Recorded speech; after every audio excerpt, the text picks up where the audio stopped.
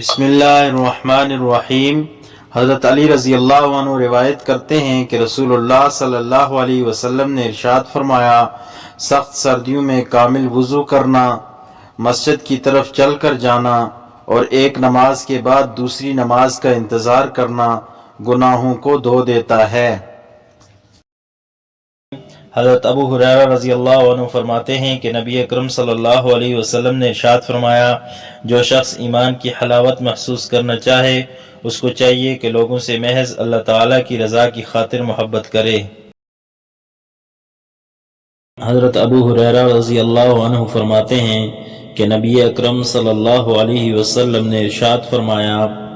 تم میں سے کامل ترین مومن وہ شخص ہے جس کے اخلاق سب سے زیادہ اچھے ہوں۔ حضرت انس بن مالک رضی اللہ عنہ فرماتے ہیں کہ رسول اللہ صلی اللہ علیہ وسلم پانی پینے کے دوران 3 سانس لیا کرتے تھے